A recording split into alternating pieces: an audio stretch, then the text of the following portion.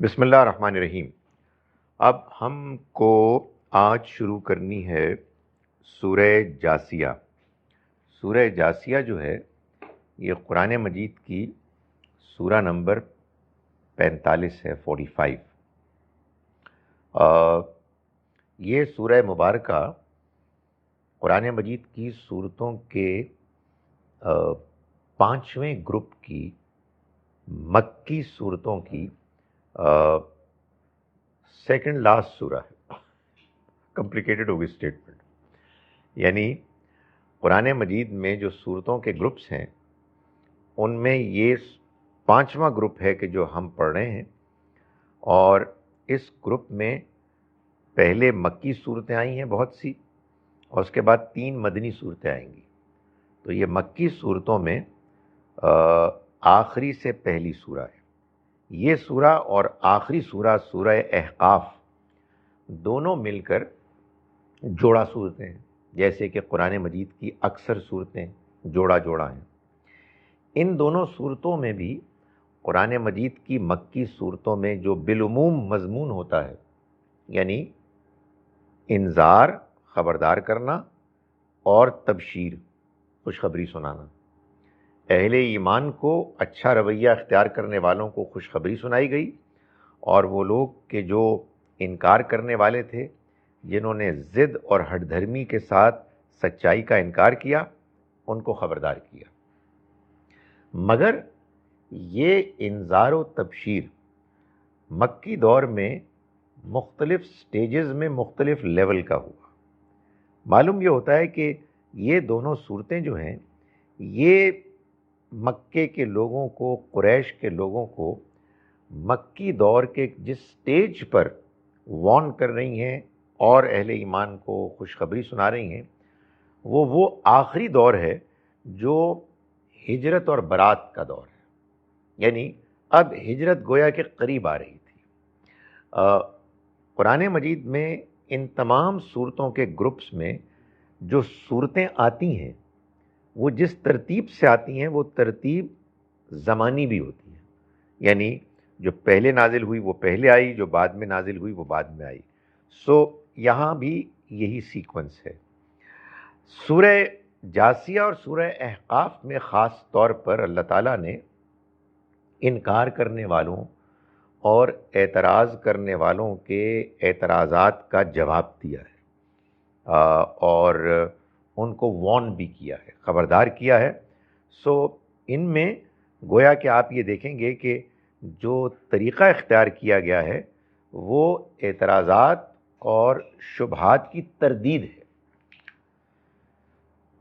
ان دونوں صورتوں کے جوڑا ہونے کا ایک پہلو یہ تو ہے ہی کہ جو ہم نے ان صورتوں میں دیکھا کہ یہ 7 صورتیں ہیں جو لگاتار آئی ہیں، جو حامیم سے شروع ہوتی ہیں، جس سے معلوم ہوتا ہے کہ ان صورتوں کے مضامین میں بہت کچھ کامنالٹیز ہیں۔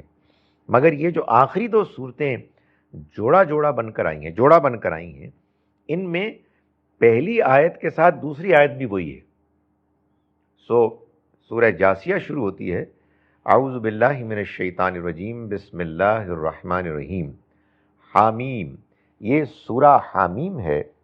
تنزیل الکتاب من اللہ العزیز الحکیم، اس کتاب کا اہتمام کے ساتھ نازل ہونا ہوا اس اللہ کی طرف سے جو زبردست زوراور ہے، حکمت والا ہے۔ حامیم تو یہ سورہ کا نام ہے۔ آپ جانتے ہیں کہ قرآن کی بہت سی صورتیں ہیں جو حروف مقطعات سے شروع ہوئی ہیں۔ حروف مقطعات کا مطلب یہ ہے کہ وہ حروف کہ جن کو جب آپ پڑھتے ہیں تو ان کو ملا کے ایک ورڈ نہیں بناتے بلکہ الگ الگ پڑھتے ہیں۔ حامیم آپ آرڈینریلی پڑھیں گے تو شاید ہم پڑھیں، ہم پڑھیں، ہم پڑھیں، لیکن اس میں ہے الگ پڑھتے ہیں، میم الگ پڑھتے ہیں۔ میں یہ بار بار بتا چکا ہوں کہ یہ جو حروف مقطعات سے شروع ہونے والی صورتیں ہیں، ان میں جب آغاز میں جب یہ حروف آتے ہیں تو یہ حروف در حقیقت ان صورتوں کے نام ہوتے ہیں، لیکن نام ہونے کا مطلب یہ نہیں ہے کہ مسئلہ ختم ہو گیا. نام کے پیچھے کوئی نہ کوئی وجہ ہوتی ہے، یعنی ان حروف کے اپنے کچھ معنی ہیں، کچھ میننگز ہیں، جن میننگز کا سورہ مبارکہ کے مضامین سے تعلق ہے. وہ کیا تعلق ہے، اس پہ تحقیق ہونی چاہیے. جیسے آپ سائنس میں تحقیق کرتے ہیں تو قرآن میں بھی ہونی چاہیے.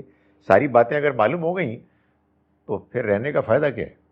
لوگوں کے لیے موقع ہے، انسینٹیو ہے کہ وہ کہیں یار یہ ہے کو دیکھتے ہیں پرانی عربی میں، عبرانی میں یہ کیا اس کا مطلب ہوا کرتا تھا، where did it originate from، اس کی شکل کیسی ہوتی تھی، اور وغیرہ وغیرہ. تو بہت کچھ ملے گا. گویا کہ قرآن مجید یہ کرتا ہے کہ اپنے پڑھنے والے کو جہاں بہت سی باتیں سمجھاتا ہے، رہنمائی کرتا ہے، وہاں بہت سے مضامین سمجھنے کے لیے موٹیویٹ بھی کرتا ہے کہ اور آگے بڑھو اور سمجھو. یہ سورہ حامیم ہے. اس کتاب کا نازل ہونا ہوا اللہ کی طرف سے جو زبردست ہے، حکمت والا ہے. یعنی اس کتاب کو لائٹلی مت لو، یہ بڑے اہتمام کے ساتھ اتاری گئی ہے. اہتمام یعنی اس میں بہت سی چیزوں کا خیال رکھا گیا ہے. اس کے اتارنے میں، ارینجمنٹ میں بہت تیاریاں کی گئی ہیں. اس کو گریجولی نازل کیا گیا ہے. یہ کوئی معمولی اچانک الٹپ کوئی پیغام تمہارے سامنے نہیں پیش کر دیا گیا. اور یہ اس کی طرف سے آئی ہے، اس اللہ کی طرف سے جو بڑا زبردست ہے، بڑا زور والا ہے. یعنی مطلب یہ ہے کہ یہ نہیں ہے کہ تمہیں کہا گیا ہے کہ یار پلیز میری بات سن لو، ہے تمہارے پاس کچھ ٹائم، تم قرآن کو سن لو. نہیں سنتے تو چلو یار مرضی ہے تمہاری. نہیں، یہ اس اللہ کی طرف سے ہے کہ اگر آپ نے جان بوجھ کر اس کو ٹھکرایا، اس کو اگنور کیا، تو وہ بہت زبردست ہے، بہت طاقت والا ہے. بہت اس کے ہاں لوگوں سے ان کی زیادتیوں پر بدلہ لینے کا بھرپور امکان موجود ہے. لیکن الحکیم، وہ حکمت والا بھی ہے. یعنی وہ لوگوں کی زیادتی پر، لوگوں کے غلط رویے پر ان کو اچانک فوراً نہیں پکڑ لیتا، بلکہ وہ لوگوں کو موقع فراہم کرتا ہے. اس کے ہاں حکمت ہے کہ وہ یہ دیکھتا ہے کہ اس مہلت میں کہ جو وہ لوگوں کو فراہم کرتا ہے، کون لوگ ہیں کہ جو اس سے فائدہ اٹھا رہے ہیں، اور کون لوگ ہیں کہ جو اس مہلت کے باوجود اپنی ضد پر اڑ گئے ہیں. چنانچہ ان کے اوپر حجت تمام ہو جاتی ہے اور پھر وہ سزا کے واقعی مستحق بن جاتے ہیں. تو خدا تعالیٰ کے ہاں اگرچہ کہ اس کے پاس طاقت ہے، اس کے پاس اختیار ہے، سب کچھ ہے، لیکن اس کے ساتھ ساتھ وہ حکیم بھی ہے. اس وجہ سے وہ اپنے اختیار، اپنی طاقت، اپنے غلبے کا استعمال کرتا ہے حکمت کے ساتھ. یہ بات جان لیں کہ اللہ کے معاملات کو سمجھنے میں جو اللہ کی طرف سے اس کی کتاب میں ہمیں رہنمائی ملی ہے، وہ یہ ہے کہ اللہ کو آپ جانتے ہیں صرف اس کی صفات کے ذریعے سے. آپ اس کی ذات کو تو جان ہی نہیں سکتے. اس کی صفات کے بارے میں ہمیں یہ بتایا گیا ہے کہ وہ بہت سی ہیں، ساری ہی اچھی صفات اس کی ہیں. یہ بتایا گیا ہے کہ اس کی ہر صفت پرفیکٹ، یعنی اس کے اندر کوئی فلا نہیں ہے، وہ کمپلیٹ ہے. اور مزید یہ بتایا گیا ہے کہ اس کی تمام صفات سائملٹینیسلی فنکشن کرتی ہیں. یعنی ایسا نہیں ہے کہ کبھی تو وہ طاقتور با اختیار ہے اور کبھی حکیم ہے اور کبھی وہ لوگوں کے معاملے میں قہار ہے اور کبھی رحمان ہے، کبھی انصاف کرنے والا ہے اور کبھی معاف کرنے والا ہے. ہر صفت سائملٹینیسلی فنکشن کرتی ہے. تو اس کو جاننے کے بعد آدمی کو اللہ کے بارے میں اس کی معرفت آہستہ آہستہ حاصل ہوتی ہے. ان فی السماوات والارض لآیات للمؤمنین، یقیناً آسمانوں اور زمین میں بڑی نشانیاں ہیں ان لوگوں کے لیے کہ جو ماننے والے ہیں، جن کے اندر ماننے کے لیے آمادگی ہے. یعنی اللہ نے جو آسمانوں کو بنایا اور زمین کو بنایا اور اس نے بے پناہ قدرت کے مظاہرے رکھے، یہ سب مل کے بڑی نشانیاں ہیں. کس بات کی؟ اللہ کی صفات کی. کہ جس نے اس کائنات کو بنایا ہے یقیناً وہ بہت طاقتور ہے، بہت قدرت والا ہے، یقیناً وہ بہت علم رکھنے والا ہے، ہر چیز کو جانتا ہے، رحمان و رحیم ہے، رب ہے، پالنے والا ہے۔ وہ تنہا ہے، واحد ہے، اس لیے کہ یہ سارا نظام ایک سسٹم کے تحت چل رہا ہے، اس میں ایک ارادہ ہے جو کار فرما ہے۔ اسی آسمانوں اور زمین کی نشانیوں میں اس حقیقت کی بھی نشانیاں ہیں کہ موت کے بعد ایک اور زندگی آنے والی ہے، اس لیے کہ جس نے انسانوں کو ان کی ضرورتوں کو پورا کرنے کے لیے اپنی نعمتوں سے ان کو مالا مال کیا ہے، ان کو ان کی ضرورتیں پوری کرنے کے لیے بندوبست کیا ہے، یہ کیسے ہو سکتا ہے کہ وہ ان سے پھر ان کے بارے میں سوال نہ کرے؟ اس کے علاوہ یہ کہ انسان یہ دیکھتا ہے کہ اس دنیا میں انسان مردہ زمین کو زندہ ہوتے ہوئے بارونق ہوتے ہوئے دیکھتا ہے، تو وہی اللہ کے جو انسان کو جو زمین کو اس کی خشکی کے بعد، اس کی مردہ ہونے کے بعد زندگی دینے پر قادر ہے، وہی اللہ انسان کو موت کے بعد بھی زندگی دے سکتا ہے۔ اس وجہ سے اگر انسان اس دنیا کی زندگی کو ایسے گزارے کہ وہ ماننا چاہے تو ماننے کے لیے بڑی نشانیاں ہیں۔ ماننا چاہے کا مطلب یہ نہیں ہے کہ آدمی یہ کہے کہ جی آپ جو مرضی بات بتا دیں ہم ماننے کے لیے تیار ہیں، نہیں، اس کے ذہن میں سوالات ہیں، اس کی ایک انکوزیٹو مائنڈ ہے، وہ جوابات جاننا چاہتا ہے۔ تو اللہ تعالیٰ فرماتے ہیں کہ جب انسان کے اندر ماننے کی یعنی بات کو سمجھنے کی تڑپ ہے تو پھر اس کے لیے اس دنیا میں جو کچھ بھی بنایا گیا ہے، جس طرح سے ڈیزائن کیا گیا ہے، وہ بڑی نشانیاں ہیں، شہادتیں ہیں، پروفس ہیں، وہ ایویڈنسز ہیں ان لوگوں کے لیے کہ جو ماننا چاہیں۔ وفی خلقکم وما یبث من دابۃ آیات لقوم یوقنون، اور تو خود تمہاری اپنی تخلیق میں، تمہارے اپنی خلقت میں، اس میں بھی بڑی نشانیاں ہیں۔ یعنی انسان کیسے پیدا ہوتا ہے، کہاں سے اس کے سفر کا آغاز ہوتا ہے، کیا اس کی حقیقت ہوتی ہے، کیسے رحم مادر میں مختلف مراحل سے گزرتا ہے، پھر ایک بچہ بنتا ہے، پھر وہ بڑا ہوتا ہے، سمجھدار ہوتا ہے، پھر اس کے اندر طاقت آتی ہے، سمجھ بوجھ آتی ہے، وہ زندگی گزارتا ہے، پھر یا مر جاتا ہے یا بوڑھا ہو جاتا ہے، اور پھر اس کی صلاحیتیں پھر ختم ہونے شروع ہو جاتی ہیں، کم ہونی شروع ہو جاتی ہیں۔ تو یہ بڑی غیر معمولی نشانی ہے کہ یہ سب کا سب آپ سے آپ ہو گیا۔ مطلب یہ تو ایک حماقت بھی نہیں کر سکتا آدمی ایسی کیونکہ آپ سے آپ ہو گیا۔ شاید جو لوگ کہتے ہیں آپ سے آپ ہو گیا، وہ اصل میں ود ان بریکٹس یہ کہہ رہے ہوتے ہیں کہ اس سسٹم کے اندر ہی صلاحیت ہے، یعنی وہ اس سسٹم ہی کو خدا بنا رہے ہوتے ہیں، ورنہ تو یہ مطلب بیوقوفی کی بات ہے نا، یہ سب خود سے ہو رہا ہے۔ تو اللہ تعالیٰ یہ فرما رہے ہیں کہ تمہاری اپنی جو تخلیق ہے، جس طرح سے کہ تم پیدا ہوئے ہو، تم اپنے ایک گرد و پیش میں دیکھتے ہو پیدائش کو، اپنی پیدائش تو ہم کو یاد نہیں، لیکن سچی بات یہ ہے کہ بچے ہوتے ہیں، اولاد اوروں کی ہوتی ہے، بچوں کے بچے ہوتے ہیں، تو ہم کہتے ہیں یار یہ کیا چکر ہے، مائی گڈنس کیا غیر معمولی طریقہ ہے یہ، اتنی شاندار قدرت، ایسی حکمت۔ تو تمہاری اپنی تخلیق میں بھی وما یبث من دابہ، اور جو اس نے چوپائے پھیلا دیے۔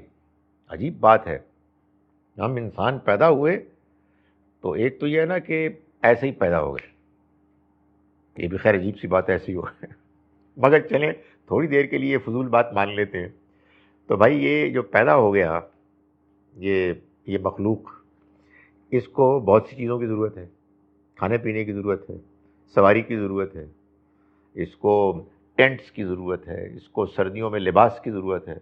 کمال یہ ہے کہ ایسے جانور چوپائے پیدا کیے کہ ان کے گوشت میں اس کے لیے خوراک ہے، ان کے بالوں میں اس کے لیے اون ہے، ٹینٹس کے لیے، کپڑوں کے لیے، اور سواری ایک زمانے میں یہی سواری ہوا کرتی تھی، اس پہ بیٹھ کے لوگ سفر کرتے تھے۔ تو اللہ تعالیٰ فرماتا ہے کہ جو کچھ اس نے چوپایوں کی شکل میں پھیلا دیا، اس میں بھی بڑی نشانی ہے، مگر کن کے لیے؟ لقومی یوقنون، جو یقین کرنا چاہیں، جو ضد میں آ جائیں ان کے لیے کچھ بھی نہیں ہے. بھائی جس نے کہا کہ یار میں اس دنیا میں آ گیا ہوں، بڑی زبردست دنیا ہے، موجیں کرتے ہیں، اور موجیں کرتے ہیں لوگ ہم کرتے ہی ہیں، لیکن یار کب تک کریں؟ تو بچپن کی باتیں ہیں. کسی سٹیج پہ تو آدمی اپنے اس سے باہر نکلے گا، اس فیز سے، اور یہ سوچے گا یہ کیا ہے، یہ دنیا کیا حیرت انگیز دنیا ہے جس میں ہمارا پیدا ہونا، ہمارا پلنا پڑنا، ہماری ضرورتوں کا پورا ہونا، یہ کس نے کیا ہے؟ تو جو بندہ جاننا چاہے، ماننا چاہے، یقین کرنا چاہے، اللہ تعالیٰ فرماتے ہیں اس دنیا میں ان کے لیے بہت سی نشانیاں ہیں کہ جو موجود ہیں، انسان کی اپنی تخلیق میں بھی، ان حیوانات چوپایوں میں بھی کہ جو اس نے پھیلا دی ہے. واختلاف اللیل والنہار، پھر مزید یہ کہ رات اور دن کے اختلاف، ایک دوسرے کے آگے پیچھے آنے جانے میں. بندے کو کام کرنے کے لیے روشنی کی ضرورت ہے، آرام کرنے کے لیے اندھیرے کی ضرورت ہے. عجیب تکا ہے کہ روشنی بھی اندھیرا بھی ہے، دونوں بظاہر متضاد ہیں، لیکن یہ دونوں متضاد جو حصے ہیں دن کے، یہ ایک دوسرے کے ساتھ مل کے ہماری خدمت کر رہے ہیں، ہماری ضرورت پوری کر رہے ہیں. کیسے؟ ایسے ہی. کیسے؟ ایسے ہی. گاڈ سے کیا وہ بات ہے. سو فرمایا کہ واختلاف اللیل والنہار. پھر آگے مزید میں آنیسٹلی آپ کو یہ بتاؤں، قرآن پتہ ہے کیا ہے؟ قرآن میں محسوس کرتا ہوں کہ دنیا کی رننگ کمنٹری ہے. یعنی بتا رہا ہے یہ دیکھو، یہ دیکھ رہے ہو تم، this is what I have done for you. اور اس کو پڑھ کے ایسا لگتا ہے یار بڑی شرمندگی ہوتی ہے. آنیسٹ میں جب بھی مجھے بات شروع میں سمجھ میں آئی، سب سے پہلے تب بھی اور اب بھی، یار تم کتنے بڑے پاگل آدمی تھے، گھامڑو تھے تم، کہ یار یہ بات کہ بارش برستی ہے، فصلیں اگتی ہیں تمہاری ضرورت پوری کرنے کے لیے، تمہاری بھوک مٹانے کے لیے، وہ جانور جن کا گوشت آرام سے تم کھاتے ہو ان کی ضرورت پوری کرنے کے لیے خدا تعالیٰ یہ کہہ رہا ہے یہ تمہیں پتہ ہے کہ میں تمہارے لیے کیا. سو آدمی اس کو اتنا فیسنیٹ ہوتا ہے کہ یار اے خدا یہ تو نے کیا ہے سب کچھ، اور یہ میرے لیے کیا ہے. تو ایک آدمی کا خدا کے ساتھ تعلق پیدا ہو جاتا ہے، خود پر. ہاں، اور کہہ رہا ہے یار یہ دیکھو یہ میں نے کیے ہیں، تم اس پہ غور نہیں کر رہے ہو. Why don't you see this is I have done it for you. So بار بار یہی کہتا ہے کہ جو اس نے، اللہ نے اتارا آسمان سے، مر رزقن، اتارا تو پانی تھا، لیکن میرے جیسے بیوقوف آدمی کو سمجھانا تھا کہ ایڈیٹ یہ پانی نہیں ہے، تمہارا رزق ہے. یہ پانی برسے گا نا تو اس سے فصلیں نکلیں گی، اس سے پھر وہ گندم نکلے گی جس سے تم روٹی کھاؤ گے. روٹی آرام سے تم کھا لیتے ہو، لیکن تمہیں اندازہ نہیں کہاں سے آتی ہے، تو یہ وہاں سے آتی ہے. یہ اللہ نے کیا ہے. فرمایا کہ فاحیا بہ الارض بعد موتہا، پھر اس نے زندہ کیا اس کے ذریعے سے زمین کو اس کے مردہ ہو جانے کے بعد. یہ بھی وہ توجہ دلا رہا ہے کہ آپ کو یہ پرابلم پیدا ہوتی ہے کہ یار مرنے کے بعد کیسے زندہ ہوں گے، یار سارے قبرستان بھر گئے ہیں، وہ ہڈیاں گل سڑ گئی ہیں، کیسے ہوگا یار. وہ کافر کہتے تھے نا، قرآن نے نقل کیا، ہائی ہاتھا لما توعدون، بڑی دور کی بات ہے، بڑی دور کی بات ہے. یار وہ کیا ہوتا ہے، سچی بات ہے کہ ہمارے دل میں بھی یہ خیال آتا تھا، اور یہ بالکل طے شدہ بات ہے کہ اس لیے خیال آتا تھا کہ خیال ہوتا تھا کہ یار اگر آخرت کو مان لیا تو یار بڑے مسئلے پیدا ہو جائیں گے دنیا میں، بڑے مسائل. آدمی اپنی مرضی تو کر ہی سکتا، چھوڑ پڑے یار، کس نے دیکھی ہے، کون زبردستی کچھ کر سکتا ہے. لیکن حقیقت واقعہ یہ ہے کہ یہ اتنی آبویس بات ہے کہ جس نے مردہ زمین کو ہمارے سامنے ہر سال ہر سیزن زندہ کر کے دکھایا ہے، وہ ایک مرتبہ اپنے پلان کے مطابق ضرورت کے لیے بندے مر جائیں گے تو کوئی ایسی بارش نہیں لا سکتا کہ جس کے بعد سارے بندے اٹھ جائیں. کیوں نہیں لا سکتا؟ وتصریف الرياح، اور ہواؤں کے الٹ پھیر میں، ہواؤں کے مختلف ڈائریکشنز میں جانے میں. یعنی یہ ہوائیں بھی ہیں جو انسانوں کی ضرورتوں کو بھی پورا کرتی ہیں اور انسانوں کے لیے تکلیف کا بھی، عذاب کا بھی ایک ذریعہ بن جاتی ہیں. یہی ہوا تیز چلنی شروع ہو جائے، کنٹرول سے باہر ہو جائے، بندہ کہتا ہے یا روکو اینو.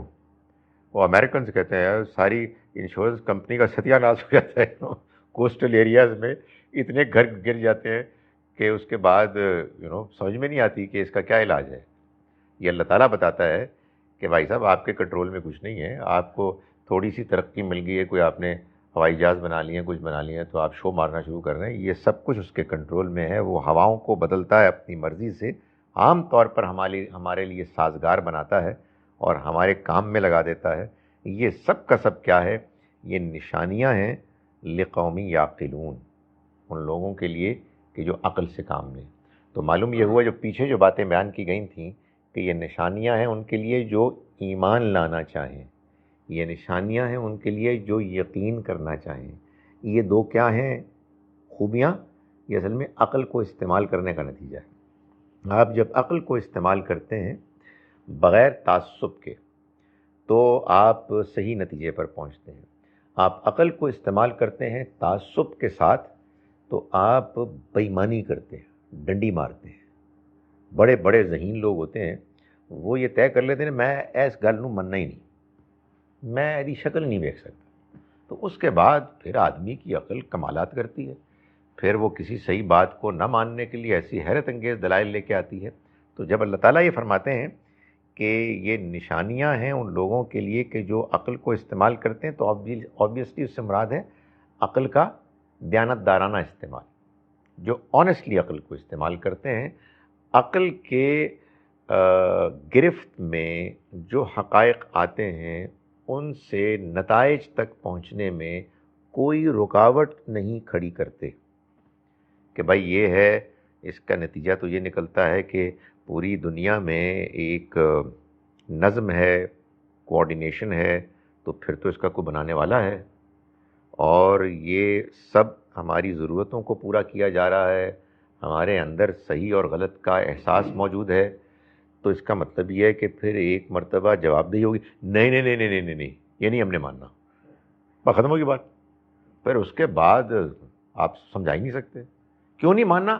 Again there are various reasons. بعض اوقات آدمی کی خواہش ہوتی ہے، بعض اوقات آدمی کی انا ہوتی ہے، اور بعض اوقات ہمیں ڈرنا چاہیے، مذہبی لوگوں کا غلط رویہ ہوتا ہے کہ یار میں بھی اس طرح کا بن جاؤں گا، ان کی بات صحیح ہو سکتی ہے، وہ جو عجیب فضول قسم کے جاہل قسم کے لوگ ہیں، تو پتہ نہیں کتنی کتنی رکاوٹیں ہوتی ہیں۔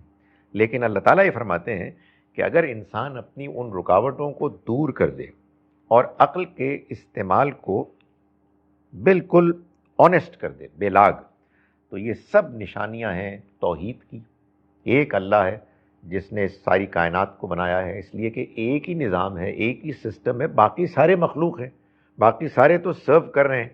اور دوسرا یہ کہ موت کے بعد ایک اور زندگی ہے، اس لیے کہ یہ زندگی تو نامکمل ہے، اور اس دنیا میں جس حیرت انگیز طریقے سے اللہ تعالیٰ نے لوگوں کی ضرورتوں کو پورا کیا ہے، اور پھر ختم ہو جاتے ہیں، ڈزنٹ میک سینس۔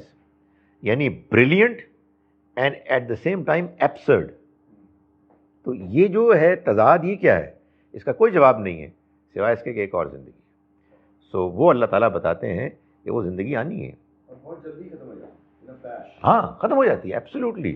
یعنی وہ آنیسٹلی آج محسوس کرتا ہے یار جیسے ہی بندے کو سمجھداری آتی ہے فوت ہو جاتا ہے۔ میں نہیں صاحب جا رہے ہیں، اور بھائی صاحب ابھی تو اس کو بات سمجھ آ رہی تھی، مطلب فوت ہو گیا یار، کیا تک ہے یار، مطلب بندہ کہے یار اتنی محنت کیوں کی سی تسی، ایسے کی سی۔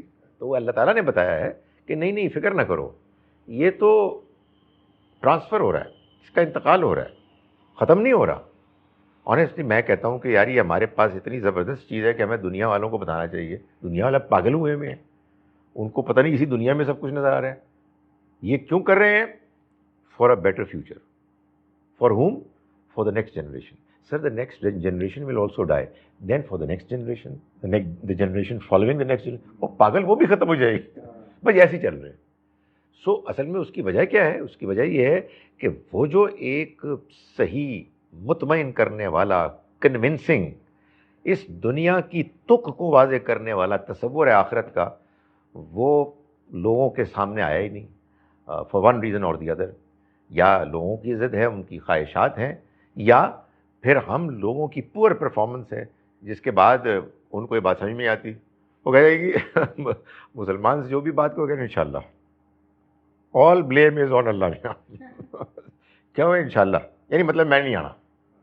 تو اب یہ جو امپریشن ہے میں کچھ نہیں کرنا، انشاءاللہ ہو جائے گا۔ تو یہ جو امپریشن ہے یار، یہ بہت خوفناک امپریشن ہے، یعنی اس کے نتیجے میں ہم لوگوں کو دور کرتے ہیں.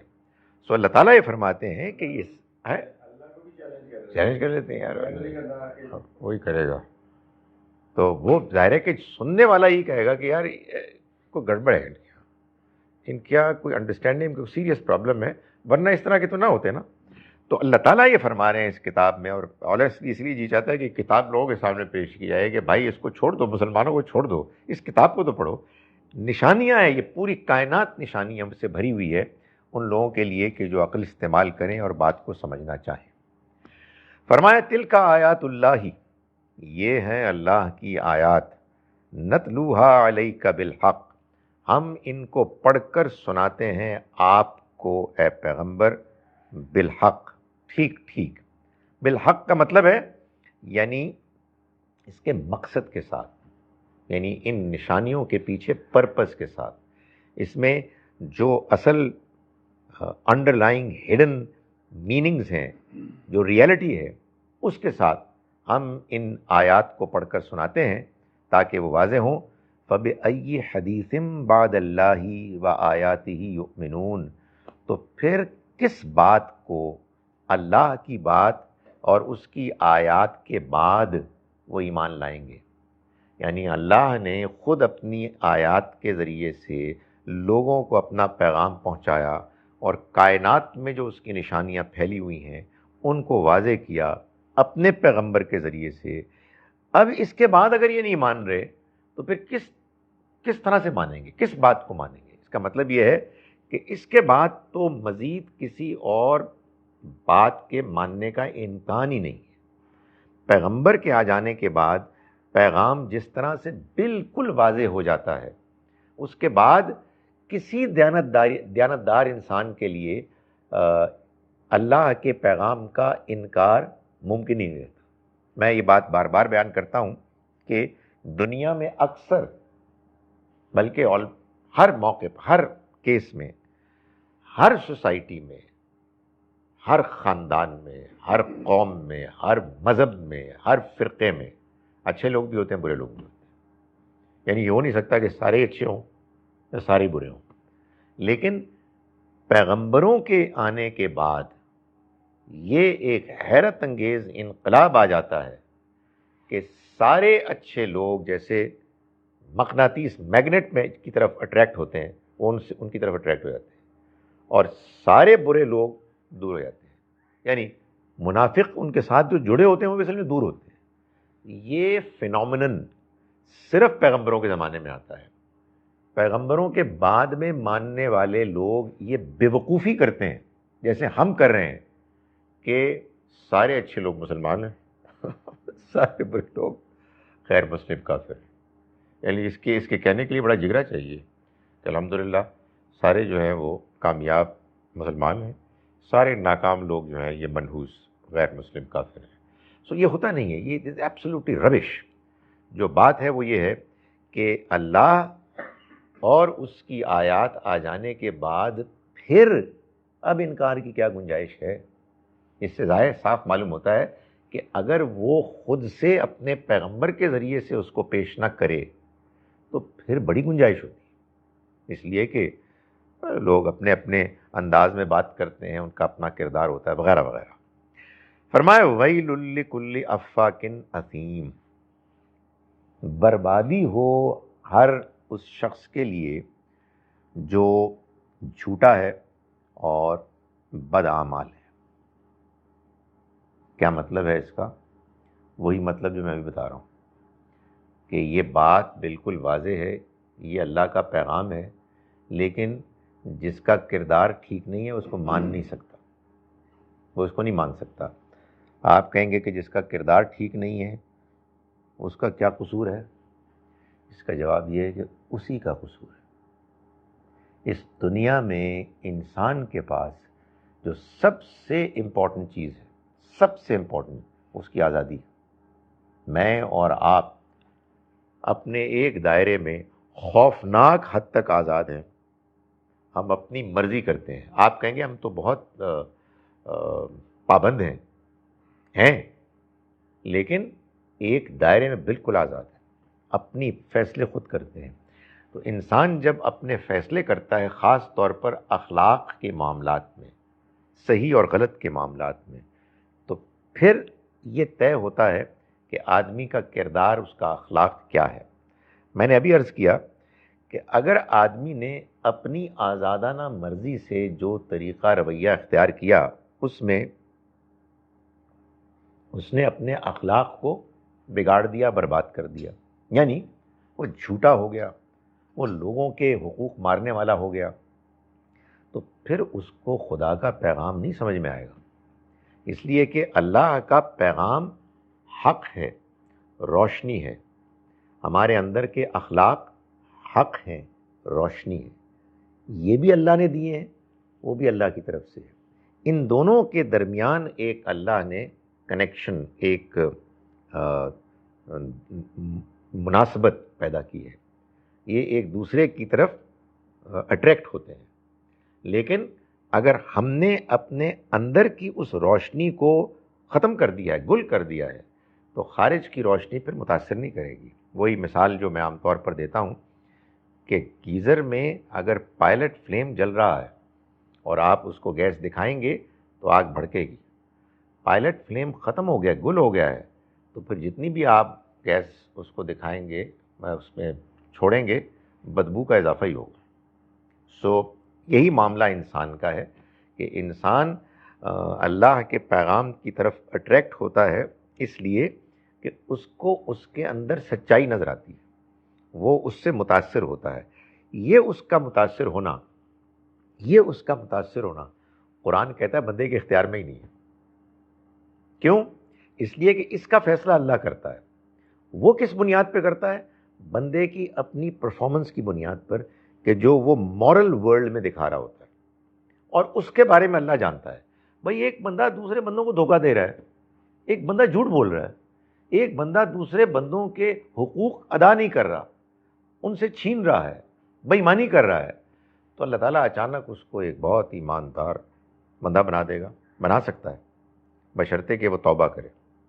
اور اس میں بھی اللہ تعالیٰ کی اپنی کوئی سائنس ہے، وہ پورے انسان کی پوری تفصیلات سے واقف ہے. یہاں ان آیات کو بیان کرنے کے بعد اللہ تعالیٰ نے پھر اچانک جو یہ مضمون شروع کیا، یہ دونوں آپس میں بڑے اسٹرانگلی انٹر ریلیٹڈ، کو ریلیٹڈ ہیں.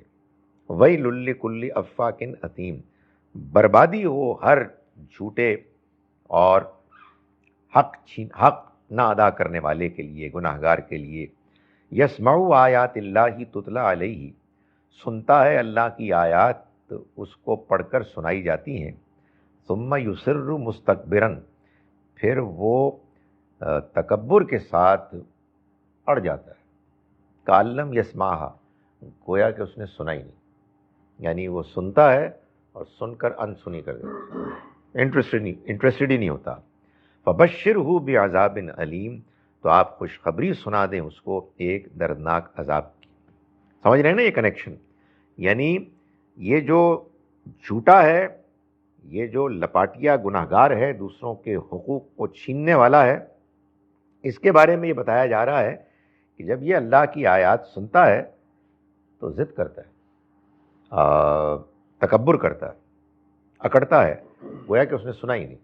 یہ ایسے ہی نہیں ہوتا، یہ اصل میں اس کی اس پرفارمنس کی بنیاد پر اللہ کی طرف سے فیصلہ ہوتا ہے کہ اس کو کوئی دلچسپی نہیں ہوگی، اس کے اندر انکلینیشن پیدا نہیں ہوگی. ایک سے زیادہ جگہ اللہ تعالیٰ نے فرمایا کہ دیکھو یہ میری طرف سے یاد دہانی ہے. فمن شاء اتخذ الی ربہ سبیلا، جو چاہے اپنے رب کی طرف جانے والا راستہ اختیار کر لے. وما تشاءون، مگر تم چاہ نہیں سکتے، الا ان یشاء اللہ، مگر یہ کہ اللہ چاہے. یعنی تمہارے اندر اس کی طرف جانے کا راستہ اختیار کرنے کی چاہت پیدا ہی نہیں ہو سکتی سوائے اس کے کہ اللہ تعالیٰ پیدا کرے. بھائی بات یہ ہے کہ کوئی میرا اختیار ہے کہ مجھے دلچسپی پیدا ہو جائے؟ نہیں، بھائی دلچسپی ایک اندر سے پیدا ہوتی ہے نا، تو یہ آپ کے اختیار میں ہی نہیں ہے. آپ کے اختیار میں کیا ہے؟ آپ کے اختیار میں وہ فریڈم ہے کہ جس میں آپ مورلی اچھی اور بری چیزوں میں آپ سفٹ کرتے ہیں اور آپ اس کے مطابق عمل کرتے ہیں. جب آپ اپنے اس رویے کو دکھاتے ہیں، اللہ کو امپریس کرتے ہیں، تو اللہ تعالیٰ کہتا ہے کہ اوکے اب آپ کی دلچسپی ہے. یہ میں نے بڑی سادہ طریقے سے بات بیان کر دی، اس میں بڑے کمپلیکیٹڈ کویشچنز ہیں جس کے اٹھانے کا اس وقت موقع نہیں. صرف یہ تھوڑا سا کامنٹ ہے، اس کا مطلب جو اللہ تعالیٰ نے آپ کے لیے فیصلہ آپ کی زندگی میں ہی کیا. جی وہ فیصلہ آپ کی زندگی میں اگر آپ کے سامنے پیغام برحق بالکل واضح طریقے سے آ جائے جیسے پیغمبروں کے زمانے میں آتا ہے، تو پھر آپ کے اندر اس کے لیے دلچسپی پیدا ہوگی یا نہیں ہوگی یہ آپ کے اختیار میں نہیں ہے. وہ اللہ فیصلہ کرے گا، اور کیسے کرے گا کہ آپ کو اس نے جو اختیار دیا ہے اس میں آپ کی پرفارمنس کو دیکھ کے. اس کو بڑی خوبصورتی سے مسیح علیہ السلام نے ایک جگہ بیان فرمایا، بائبل میں آتا ہے کہ جس کو ایک ڈھیلا دے کے آزمایا گیا اور وہ اس ڈھیلے میں چور نکلا، اس کو درہم و دینار اور اشرفیوں بھری بوری کیسے دی جا سکتی ہے، خزانہ کیسے دیا جا سکتا ہے. سو جس کو اخلاق دیے گئے اور دنیا کی زندگی میں آپریٹ کرنے کا موقع دیا گیا، اس میں تو وہ نکلا چور، اور اللہ کی آیات اور اس کا پیغام وہ اس کو مل جائے یہ نہیں ہو سکتا. تو خدا تعالیٰ یہ فیصلہ کرتا ہے، اور یہی وہ قانون ہے ہدایت کا جو قرآن مجید میں بہت جگہ بیان ہوا ہے. فرمایا وَإِذَا عَلِمَ مِنْ آیاتنا شَيْئًا، اور جب وہ جانتا ہے ہماری آیات میں کوئی چیز، اتخذها ہزوا، تو وہ اس کا مذاق اڑاتا ہے. کوئی چیز یعنی کوئی ایسی چیز کہ جس کا مذاق اڑایا جا سکے. کہ اللہ تعالیٰ نے مثال کے طور پر مثال بیان کی کہ دیکھو یہ جو تمہارا شرک ہے، اس کو سمجھنے کے لیے میں تمہیں بتاتا ہوں کہ کتنا بودا ایک تمہارا ایک تصور ہے کہ یہ جو تمہارے خدا تم نے بنائے ہوئے ہیں جن کو تم کھانا دیتے ہو، اگر ان کے سامنے سے کوئی مکھی ان کا کھانا اٹھا کے لے جائے تو وہ اس سے بھی واپس نہیں لے سکتے. تو کتنے بودے کمزور ہیں طالب اور کتنے بودے کمزور ہیں مطلوب. اب یہ تو ہے بات جو سمجھ میں آتی ہے، اور یہ کہتے ہیں اللہ کا کلام ہے مکھی، ہاں مذاق اڑایا مکھی آئی ہے، وہ مکھی اڑا دو، ادھر ریکارڈ لگانا، وہ مکھی آ گئی مکھی آ گئی، بات ہی کچھ اور بنا دی. تو کوئی نہ کوئی چیز ان کو مل گئی. بھائی جب آپ گفتگو کریں گے تو گفتگو میں اس کی مثالوں میں اس کے بیان میں کہیں کوئی لفظ، کوئی مثال، کوئی آبجیکٹ ایسا آئے کہ جس کو ان کو محسوس ہو کہ یار اس کا مذاق اڑانا جو ہے نا یہ بڑا زبردست امکان ہے، تو مذاق اڑاتے ہیں.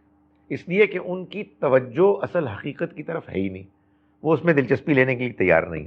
تو فرمایا وَإِذَا عَلِمَ مِنْ آیَاتِنَا شَيْئًا، جب وہ جانتے ہیں دیکھتے ہیں ہماری آیات میں کوئی چیز، یعنی کوئی ان کی مطلب کی پسند کی چیز، اتخذها ہزوا، تو اس کا مذاق اڑاتے ہیں. اولئک لہم عذاب مہین، ان کے لیے ایک ذلت آمیز عذاب ہے. یہ میں آپ کو بتا چکا ہوں کہ قرآن مجید نے یہ بتایا ہے کہ آخرت میں اللہ کی طرف سے جو سزائیں ہوں گی اور جو انعامات ہوں گے وہ دنیا کی زندگی کی پرفارمنس کا ہی ریفلیکشن ہوں گے، اسی کا نتیجہ ہوں گے، اسی کے مطابق ہوں گے. تو یہاں یہ جو لوگ مذاق اڑا رہے ہیں اللہ کے پیغام کا، تو ان کا مذاق اڑانا ہے تکبر کی وجہ سے. وہ اپنے آپ کو بڑا سمجھ رہے ہیں کہ یہ ان کے کلام کو، ان کی بات کو کیوں مانے ہیں، تو ہم سے دنیا میں چھوٹے ہیں. تو اللہ تعالیٰ نے فرمایا کہ ان کو چونکہ تکبر نے روکا، اس لیے وہاں ان کو جو عذاب ملے گا وہ رسوائی کا ملے گا. یہ اپنی عزت چاہتے تھے، عزت نفس کا ضرورت سے زیادہ بڑھا ہونا ہی تو تکبر ہے. ان کو رسوائی کا عذاب ملے گا.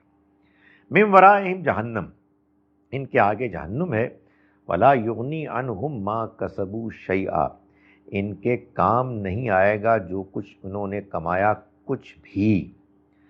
ولا متخذوا من دون اللہ اولیاء، اور نہیں جو انہوں نے اللہ کے علاوہ اور اولیاء کارساز بنائے ہوئے ہیں وہ کچھ کام آئیں گے. اور وَلَهُمْ عَذَابٌ عَظِيمٌ، ان کے لیے بڑا عذاب ہے. یعنی مطلب یہ ہے کہ ان کے ہاں دو چیزیں ان کے ذہن میں ہیں کہ جس کی وجہ سے یہ بچ جائیں گے۔ ایک، ان کا خیال یہ ہے کہ اگر آخرت کوئی ہوئی بل تو بڑا مشکل ہے کہ ہوگی، لیکن اگر فرض کرو کچھ ہوئی تو بھائی ایسے بھی ہم برے نہیں ہیں۔ اللہ کے گھر میں ہم لوگوں کو پانی پلاتے ہیں، ہم نے حاجیوں کی خدمت کا ایک بندوبست کیا ہوا ہے، وغیرہ وغیرہ، تو ہم نیکیاں کرتے ہیں، کچھ ہم نماز پڑھتے ہیں، لیلۃ القدر میں ہم اٹھتے ہیں، تم پیچھے پڑے ہوئے ہو کہ ہم فراڈ کرتے ہیں۔ تو یار یہ بھی تو دیکھو نا۔ تو وہ بھی اصل میں یہ سوچتے تھے اور یہ کہا کرتے تھے کہ ہم اس اللہ کے گھر کے نگہبان ہیں، رکھوالے ہیں، ہم حاجیوں کی خدمت کرتے ہیں اور بڑے اچھے اچھے کام کرتے ہیں، غریبوں کی مدد کرتے ہیں، تو یہ ہمارے اعمال ہم کو بچا لیں گے۔ تو اللہ تعالیٰ فرمایا کہ کچھ کام نہیں آئے گا ان کے جو کچھ انہوں نے کمایا۔ یعنی اللہ تعالیٰ یہ بتاتے ہیں کہ اگر انسان نیکی کرتا ہے بظاہر، لیکن اس کے ساتھ بعض ایسے گناہ کرتا ہے جو بڑے گناہ ہیں، جن کے کرنے پر وہ شرمندہ نہیں ہوتا، بلکہ وہ اس پر اکڑتا ہے، ان کو جسٹیفائی کرتا ہے، تو ان بظاہر نیکیوں میں وزن ختم ہو جاتا ہے، یہ بالکل ناکارہ ہو جاتی ہے، یہ صرف ایک ڈھکوسلا اور ایک ریاکاری بن جاتی ہے۔ بھائی ایک بندہ ہے، نماز پڑھ رہا ہے، روزے رکھ رہا ہے اور بندے مار رہا ہے، تو مطلب یہ کیا ہو رہا ہے؟ یعنی اوکے، کوئی غلطی ہو گئی تو نماز میں، روزے میں، حج میں جا کے معافی مانگے گا اور ٹھیک کر لے گا؟ نہیں، وہ ٹھیک ہی نہیں کر رہا، وہ کہہ رہا ہے وہ اپنا ہے، کھاتا ہے، یہ اپنا کھاتا ہے۔ تو ایسے لوگوں کی نیکی بالکل کام نہیں آئے گی، یہ اللہ کے گھر کی دیکھ بھال کر رہے ہیں اور اللہ کے پیغام کا انکار کر رہے ہیں، اللہ کے پیغمبر کا مذاق اڑا رہے ہیں۔ تو فرمایا کہ ان کے کچھ کام نہیں آئے گا جو کچھ انہوں نے کمایا، اور نہ ہی جو اللہ کے علاوہ انہوں نے اپنے لیے کارساز، مددگار ٹھہرائے، اور ان کے لیے ایک بڑا عذاب ہوگا۔ ھذا ھدی، یہ ہے ہدایت۔ والذین کفروا بآیات ربہم، رہے وہ لوگ کہ جنہوں نے اپنے رب کی آیات کا انکار کیا، لہم عذاب من رجز علیم، تو ان کے لیے عذاب ہوگا المناک، یعنی ایسا دردناک عذاب ہوگا کہ جو کپ کپی پیدا کر دے گا، یعنی سخت عذاب ہوگا۔ اللہ الذی سخر لکم البحر لتجری الفلک فیہ بامرہ، اے لوگو یہ اللہ ہی ہے کہ جس نے لتجری الفلک فیہ بامرہ، تاکہ کشتی اس میں چلے اس کے حکم کے ساتھ۔ اللہ نے خدمت میں لگا دیا، یعنی اللہ نے یہ قانون بنایا پانی کے لیے، جو بھی آپ اس کو کہیں، سرفیس ٹینشن یا وغیرہ، جس میں ایک ننھی سی سوئی تو ڈوب جاتی ہے اور ایک بہت بڑا جہاز تیرنے لگتا ہے۔ تو یہ اللہ نے خدمت میں لگا دیا۔ اللہ نے ایسا قانون بنایا کہ لوگوں کی ضرورت کو پورا کرنے کے لیے اس نے اس نظام میں اس کا امکان رکھا۔ بھائی اگر اس کے یہاں امکان ہی نہ ہوتا تو کوئی چیز بھی نہ تیرتی۔ آپ نے کیا کیا؟ آپ نے اس کو ڈسکور کیا ہے، آپ نے اس قانون کو بنایا نہیں ہے، قانون بنانے والا تو وہ ہے۔ تو فرمایا کہ اللہ ہے کہ جس نے خدمت میں لگا دیا، سازگار بنا دیا تمہارے لیے سمندر کو، تاکہ کشتی چلے، بہے، فی ہی اس میں، بے امر ہی اس کے حکم کے ساتھ، وَلِتَبْتَغُوا مِنْ فَضْلِهِ، اور تاکہ تم اس کے فضل کو تلاش کرو، وَلَعَلَّكُمْ تَشْكُرُونَ، اور تاکہ تم اس کا شکر ادا کرو۔ کیا بات ہے! یعنی ان نعمتوں سے فائدہ اٹھاؤ، اپنے ٹریڈ کرو، ایک جگہ سے دوسری جگہ سامان لے جاؤ، وہاں سے سامان واپس لے کر آؤ، اللہ کے بنائے ہوئے ان سمندروں میں، دریاؤں میں تم ان کشتیوں کو، پانی کے جہازوں کو لے کر جاؤ۔ کیوں؟ تاکہ تم اللہ کا فضل تلاش کرو، اپنا اللہ کے ارینج کیے ہوئے رزق کو پاؤ۔ اس کے لیے اللہ تعالیٰ کا قرآن مجید میں جو بیان ہے وہ یہ ہے کہ اس کے فضل کو تلاش کرو۔ یہ سب اللہ کا فضل ہے، تم اس کو تلاش کرو، اور جب تلاش کرو تو اس کا شکر ادا کرو۔ جب تمہیں ملے تو کہو کہ اے خدایا یہ میرا کمال نہیں تھا، یہ تو تیرا دیا ہوا ہے، یہ تیری عنایت ہے۔ وَسَخَّرَ لَكُم مَّا فِي السَّمَاوَاتِ وَمَا فِي الْأَرْضِ جَمِيعًا مِّنْهُ، اور اس نے تمہاری خدمت میں لگا دیا جو کچھ بھی آسمانوں میں ہے اور جو زمین میں سارے کا سارا اس میں. یعنی یہ دنیا ایسے اللہ نے ڈیزائن کی ہے کہ اس میں انسانوں کی ضرورتوں کو پورا کرنے کا بندوبست کیا ہے. اس کو اللہ تعالیٰ کہتے ہیں کہ تمہاری خدمت میں لگا دیا. گویا کہ قرآن انوائٹ کر رہا ہے ہم انسانوں کو کہ اللہ کی بنائی ہوئی اس دنیا کو ایکسپلور کرو اور اس میں جو ریسورسز ہیں ان کو اپنے کام لاؤ، اس لیے کہ اللہ کی بنائی ہوئی دنیا ہے، یہ اس کی ریسورسز ہیں. تو وہ لوگ سوال کرتے ہیں کہ کیا موٹیویشن ہے اسلام میں کہ ہم سائنس میں ترقی کریں. یہی موٹیویشن ہے، یہ دنیا اللہ کی بنائی ہوئی ہے، ہم اللہ کی دنیا کو ایکسپلور کرتے ہیں. وہ ہمیں دعوت دیتا ہے کہ تم اس کو کرو اور اس سے فائدہ اٹھاؤ، یہ میں نے تمہارے لیے بنائی ہے، دس از مینٹ فار یو. فرمایا ان فی ذالک لآیات لقوم یتفکرون، اس میں بڑی نشانیاں ہیں ان لوگوں کے لیے کہ جو غور و فکر کریں. قل للذین آمنوا یغفروا للذین لا یرجون ایام اللہ، آپ کہہ دیجئے ان لوگوں سے جو ایمان لائے کہ وہ درگزر کریں، معاف کر دیں ان لوگوں کو جو اللہ کے دنوں کا اندیشہ نہیں رکھتے. اللہ کے دن یعنی وہ دن کہ جو انسانی تاریخ میں آئے جن میں اللہ نے اپنے رسولوں کو بھیج کر ان کی قوموں کو خبردار کیا، مگر قوموں نے جب انکار کیا تو اس کے بعد اللہ کا عذاب آ گیا. یہ اللہ کے اسپیشل دن ہے. ہوتا ہے نا، وہ آپ اپنے وہ تاریخ کا ایک کیلنڈر بناتے ہیں، اس میں بڑے بڑے دن لگاتے ہیں، اس دن یہ چیز ایجاد ہوئی تھی، اس دن وہ بندہ پیدا ہوا تھا. تو اللہ تعالیٰ یہ کہہ رہے ہیں کہ اللہ کے کیلنڈر میں تو دن وہ والے ہیں، نوح کا عذاب آیا، لوط کا عذاب آیا، ہود کا عذاب آیا. یہ بڑے بڑے دن ہیں جس میں اللہ نے قیامت کے آنے سے پہلے چھوٹی چھوٹی قیامتیں برپا کی. فرمایا آپ کہہ دیجئے ان لوگوں سے جو ایمان لائے، اگنور کرو، نظر انداز کرو ان لوگوں کو کہ جو اللہ کے دنوں کو اہمیت ہی نہیں دیتے، اللہ کے دنوں کے بارے میں ان کو کوئی اندیشہ نہیں ہے. لیجزی قوما بما کانوا یکسبون، تاکہ وہ بدلہ لے اس قوم سے، اور بدلہ لے ایک قوم سے اس وجہ سے کہ جو وہ کماتے ہیں. یعنی اگر وہ ہمارے پیغام کو اگنور کر رہے ہیں، جو پیغام ان کو اللہ کے دنوں کا حوالہ دے کے وارن کر رہا ہے، چھوڑو ان کو یار، پیچھے نہ پڑو ان کے. اللہ تعالیٰ نے ان کو موقع دیا ہوا ہے، مہلت دی ہوئی ہے، اللہ ان کو پوچھ لے گا. تو آپ کو ان کے پیچھے پڑنے کی ضرورت نہیں، جسٹ درگزر کرو، چھوڑ دو ان کو. من عمل صالحا فلنفسہ، جو کوئی نیکی کرتا ہے اپنے بھلے کے لیے کرتا ہے. ومن اساء فعلیہا، اور جو برا کرے گا اس کا وبال اسی پر پڑے گا. ثم الی ربکم ترجعون، پھر تمہارے رب ہی کی طرف یہ سب لوٹائے جائیں گے. وَلَقَدْ آتَيْنَا بَنِي إِسْرَائِيلَ الْكِتَابَ وَالْحُكْمَ وَالنُّبُوَّةَ، اور اس سے پہلے ہم نے بنی اسرائیل کو کتاب دی، حکومت دی اور پیغمبری دی. یہ سب کچھ دیا اللہ تعالیٰ نے.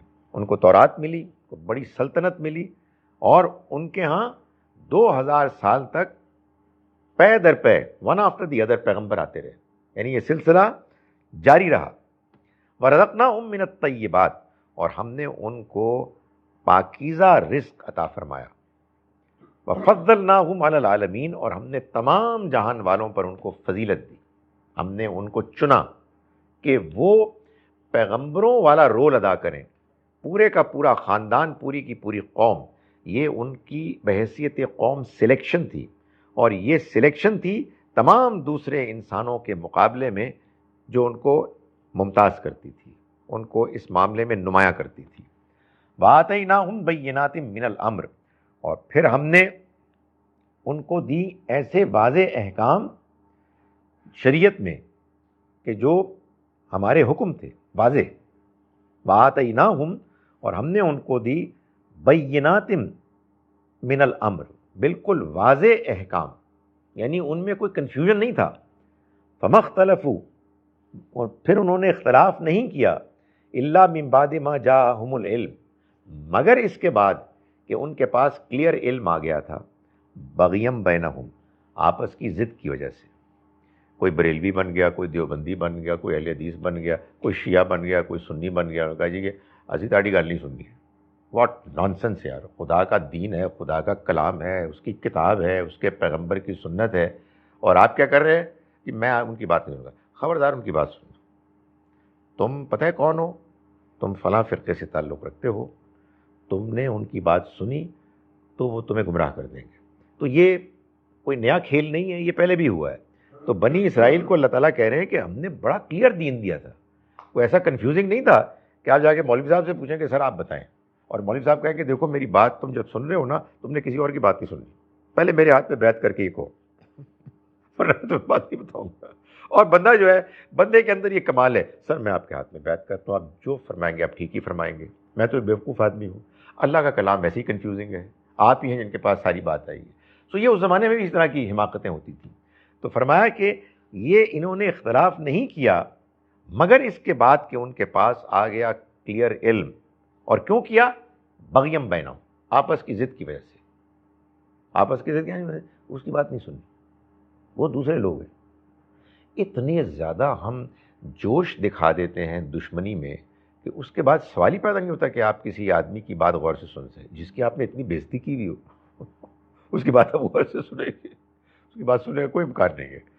فرمایا ان ربک یقضی بینہم یوم القیامہ، تمہارا رب ان کے درمیان قیامت کے دن فیصلہ کر دے گا، فیما کانوا فیہ یختلفون، ان چیزوں کے بارے میں جن کے بارے میں وہ اختلاف کیا کرتے تھے.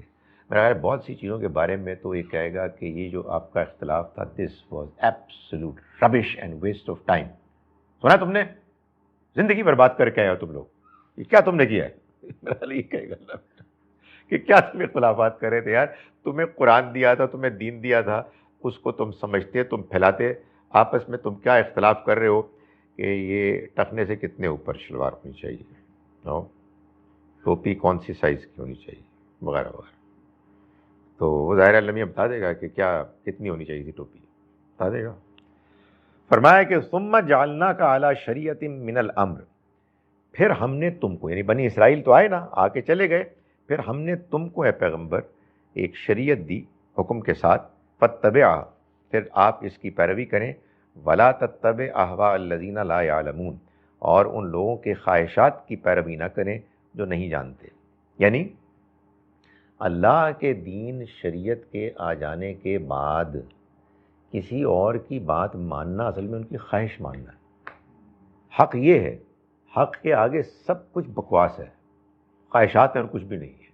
تو فرمایا کہ اگر، اور مت پیروی کرو ان کی خواہشات کی جو کچھ نہیں جانتے، چاہے یہودی ہیں، چاہے نصرانی ہیں، چاہے مشرک ہیں. اللہ کے پیغام کے مقابلے میں یہ جو کچھ بھی بول رہے ہیں یہ بالکل کچھ بھی نہیں، بیکار ہے، یہ ان کی خواہشات ہیں. انہم لن یغنوا عنک من اللہ شیئا، یہ اللہ کے مقابلے میں تمہارے کچھ کام نہیں آ سکتے. وَإِنَّ الظَّالِمِينَ بَعْضُهُمْ أَوْلِيَاءُ بَعْضٍ، اور یہ ظالم یہ ایک دوسرے کے مددگار ہیں، ایک دوسرے کی مدد کرتے ہیں، ایک دوسرے کو سپورٹ کرتے ہیں. واللہ ولی المتقین، اور اللہ ڈرنے والوں پرہیزگاروں کا مددگار ہے. میں ان آیات کا ترجمہ ایک مرتبہ پھر کر رہا ہوں. ہم نے سورہ جاسیہ سورہ نمبر 45 کا آج آغاز کیا ہے. بسم اللہ الرحمن الرحیم. حامیم، یہ سورہ حامیم ہے. تنزیل الکتاب من اللہ العزیز الحکیم، اس کتاب کا اہتمام کے ساتھ نازل ہونا ہوا اس اللہ کی طرف سے جو زبردست ہے، حکمت والا ہے. ان فی السماوات والارض لآیات للمؤمنین، یقیناً آسمانوں اور زمین میں بڑی نشانیاں ہیں ان کے لیے جو ایمان لانے والے ہیں. وفی خلقکم وما یبث من دابۃ، اور تمہاری اپنی تخلیق خلقت میں اور جو اس نے پھیلا دیے چوپائے. آیات لقوم یوقنون، بڑی نشانیاں ہیں ان لوگوں کے لیے کہ جو یقین کرنا چاہیں. واختلاف اللیل والنہار، اور رات اور دن کے ایک دوسرے کے آگے پیچھے آنے جانے میں. وما انزل اللہ من السماء، اور جو اللہ نے اتارا آسمان سے، من رزق، رزق. فاحیا بہ الارض بعد موتہا، اور اس نے زمین کو زندہ کر دیا اس کے ذریعے سے اس کے مردہ ہو جانے کے بعد. وتصریف الریاح، اور ہواؤں کے مختلف زاویوں سے آنے میں، چلنے میں. آیات لقوم یعقلون، نشانیاں ہیں ان لوگوں کے لیے کہ جو عقل سے کام لیتے ہیں. تلک آیات اللہ، یہ اللہ کی آیات ہیں. نتلوہا علیک بالحق، ہم ان کو پڑھتے ہیں آپ کے سامنے بالکل حق کے ساتھ، ان کے مقصد کے ساتھ. فبأی حدیث بعد اللہ و آیاتہ یؤمنون، تو پھر اللہ کے اور اس کی آیات کے بعد کس بات پر یہ ایمان لائیں گے؟ ویل لکل افاک اثیم، بربادی تباہی ہو ہر اس شخص کے لیے کہ جو جھوٹا ہے، جو گناہ گار ہے، یعنی جو زیادتیاں کرتا ہے. یسمع آیات اللہ، یہ سنتا ہے اللہ کی آیات کو، تتلا علیہ، جو اس کو پڑھ کر سنائی گئیں. ثم یصر مستکبرا، پھر وہ اصرار کرتا ہے اپنے ضد پر، رویے پر تکبر کرتے ہوئے. کألم یسمعھا، گویا کہ اس نے سنا ہی نہیں. فبشرہ بعذاب علیم، تو آپ خوشخبری سنا دیجئے اس کو ایک دردناک عذاب کی. وَإِذَا عَلِمَ مِنْ آیاتنا شیئا، اور جب وہ جانتا ہے ہماری آیات میں کوئی اپنی مطلب کی چیز، اتخذھا ہزوا، تو وہ اس کو مذاق کا نشانہ بناتا ہے. اولئک لہم عذاب مہین، یہ وہ لوگ ہیں کہ جن کے لیے ذلت آمیز عذاب ہے. من ورائہم جہنم، اس کے آگے ان کے لیے جہنم ہے. لا یغنی عنہم ما کسبوا شیئا، ان کے کوئی چیز کام نہیں آئے گی جو دنیا میں انہوں نے کمائی، یعنی نیکیوں کی شکل میں. ولا متخذوا من دون اللہ اولیاء، اور نہ ہی جو انہوں نے اللہ کے علاوہ اور کارساز بنائے. وَلَهُمْ عَذَابٌ عَظِيمٌ، اور ان کے لیے بڑا عذاب ہوگا. ھذا ھدن، یہ ہدایت ہے، یعنی یہ قرآن اصل میں ہدایت ہے. وَالَّذِينَ كَفَرُوا بِآيَاتِ رَبِّهِمْ، اور وہ لوگ کہ جنہوں نے اپنے رب کی آیات کا انکار کیا. لَهُمْ عَذَابٌ مِّن رِجْزٍ علیم، ان کے لیے عذاب ہے دردناک، ایسا کہ جس سے کہ ہلنا شروع ہو جائے، کپ کپی طاری ہو جائے.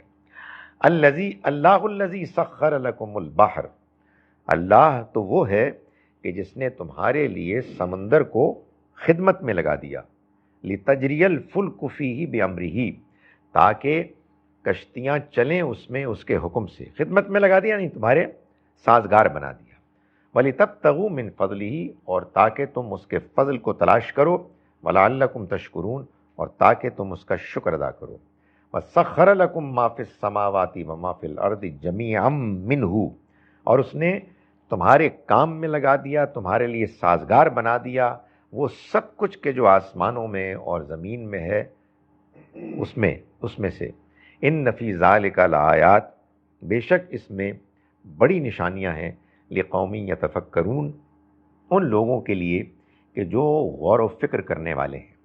قُلْ لِلَّذِينَ آمَنُوا يَغْفِرُوا لِلَّذِينَ لَا يَرْجُونَ أَيَّامَ اللَّهِ، آپ کہہ دیجئے ان لوگوں سے کہ جو ایمان لائے کہ آپ چھوڑیں، نظر انداز کریں ان لوگوں کو کہ جو اللہ کی ایام، اللہ کے بڑے بڑے دنوں کی کا خیال امید نہیں رکھتے، اس کا اندیشہ نہیں رکھتے. لیجزی قومم، تاکہ وہ بدلہ لے ایک قوم سے، بما کانوا یکسبون، اس پر کہ جو وہ کمایا کرتے تھے. من عمل صالحا فلنفسہ، جس نے کوئی نیکی کا کام کیا تو اپنے ہی بھلے کے لیے کیا. ومن اساء فعلیہا، اور جس نے کوئی برائی کی تو اس کا وبال بھی اسی کو پہنچے گا. ثم الی ربکم ترجعون، پھر تم اپنے رب کی طرف لوٹائے جاؤ گے. وَلَقَدْ آتَيْنَا بَنِي إِسْرَائِيلَ الْكِتَابَ وَالْحُكْمَ وَالنُّبُوَّةَ، اور ہم نے بنی اسرائیل کو کتاب اور حکومت اور نبوت دی. وَرَزَقْنَاهُم مِّنَ الطَّيِّبَاتِ، اور ہم نے ان کو رزق دیا پاکیزہ چیزوں میں سے، پاکیزہ رزق میں سے. وَفَضَّلْنَاهُمْ عَلَى الْعَالَمِينَ، اور ہم نے تمام جہان والوں پر ان کو فضیلت دی. وَآتَيْنَاهُمْ بَيِّنَاتٍ مِّنَ الْأَمْرِ، اور ہم نے ان کو احکام دیے واضح. فَمَا اخْتَلَفُوا إِلَّا مِن بَعْدِ مَا جَاءَهُمُ الْعِلْمُ، تو نہیں اختلاف کیا انہوں نے مگر اس کے بعد کہ ان کے پاس ان کے پاس العلم، وحی کا علم آ گیا. بغیم بینہم، آپس کی ضد کی وجہ سے. ان ربک یقضی بینہم یوم القیامہ، تمہارا رب فیصلہ کر دے گا ان کے درمیان قیامت کے دن.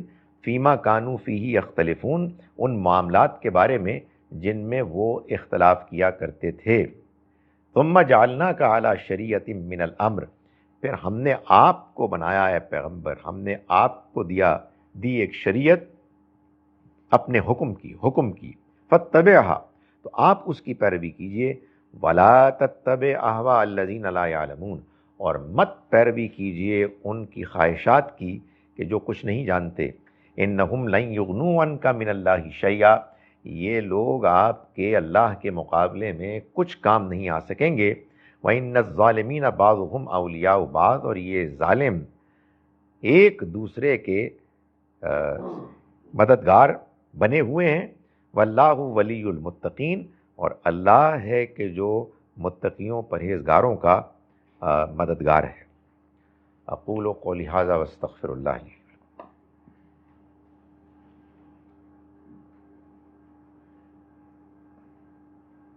جناب میرا ایک سوال ہے وضو سے، جی، وضو سے ریلیٹڈ سوال ہے.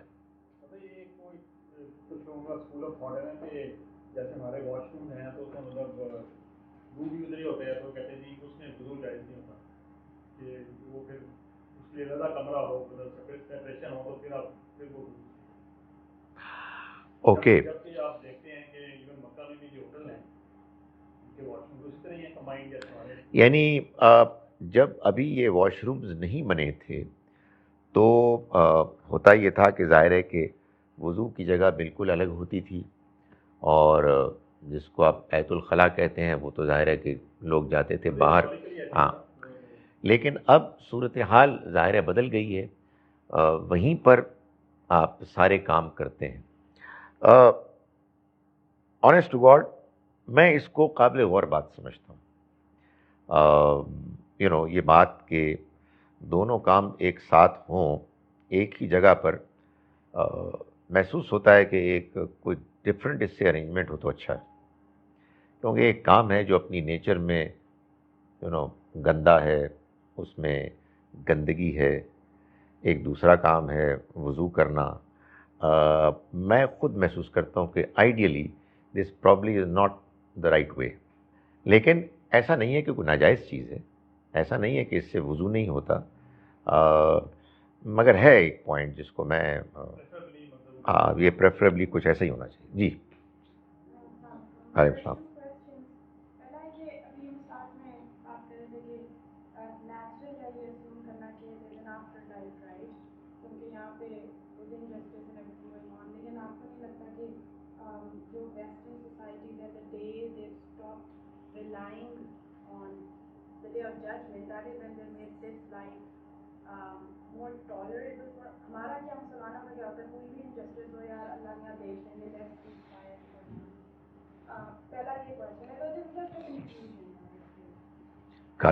کافی تگڑا کنفیوژن ہے. جی جی جی نہیں بھائی، بڑی صحیح بات ہے آپ کی. جی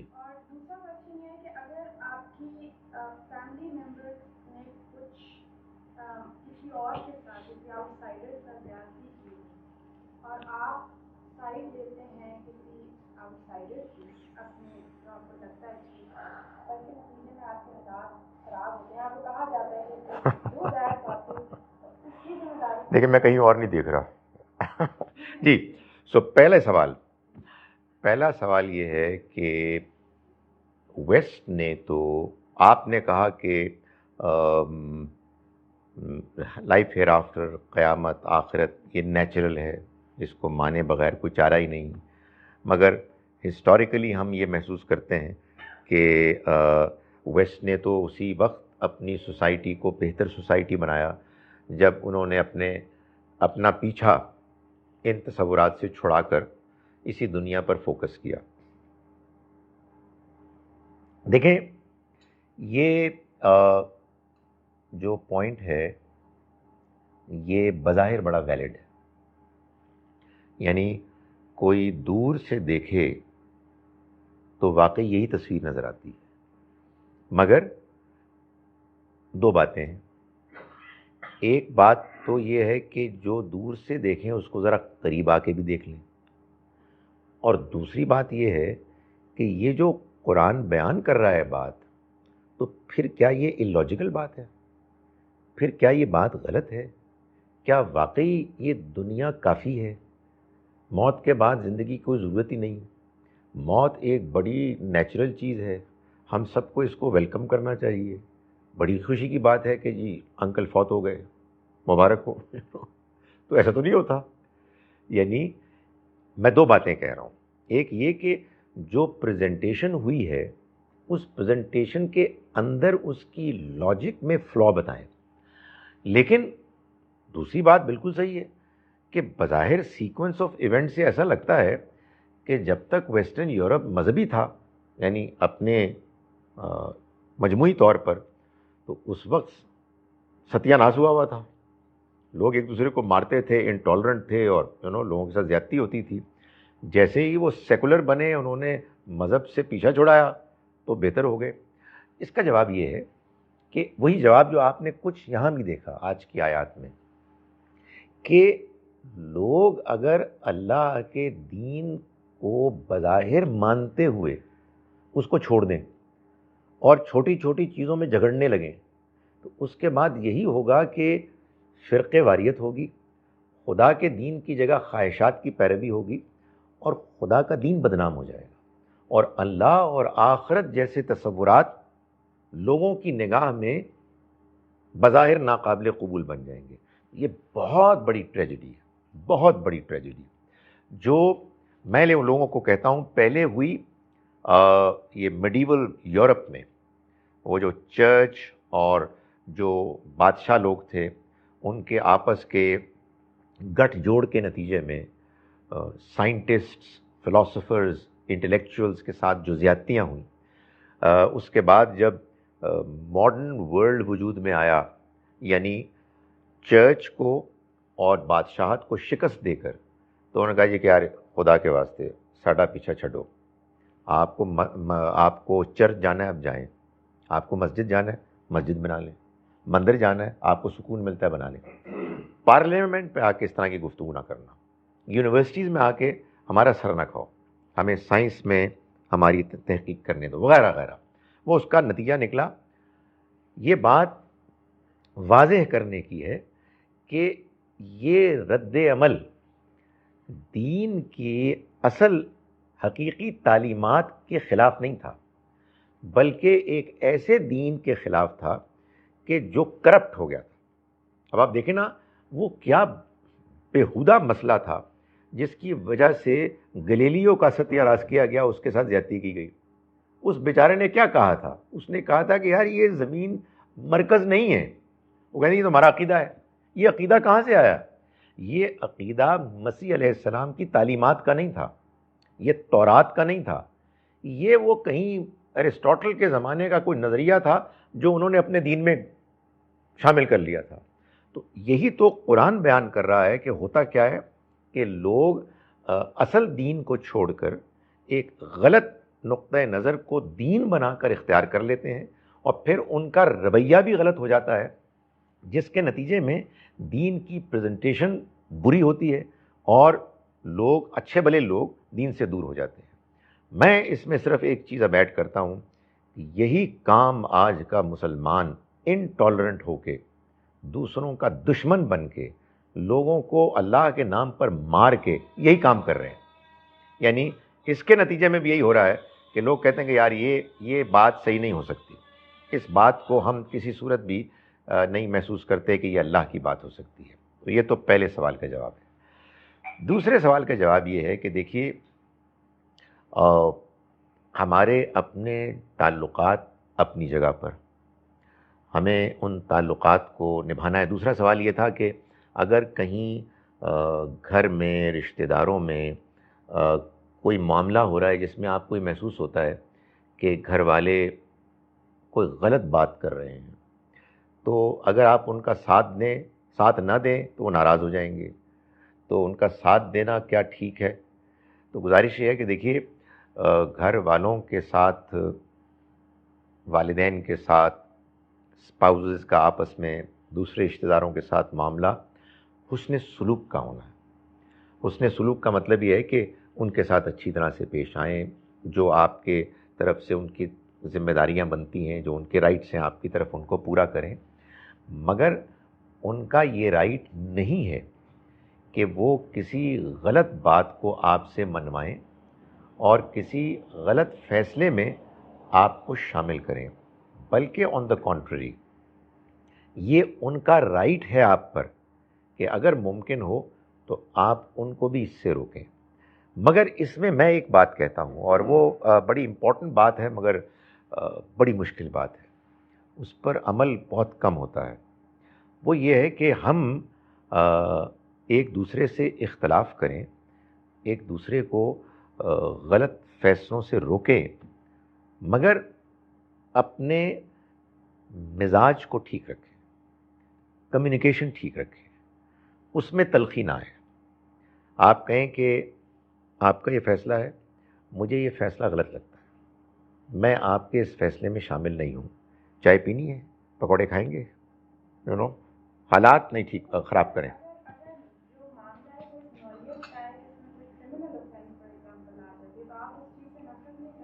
بالکل کریں گے۔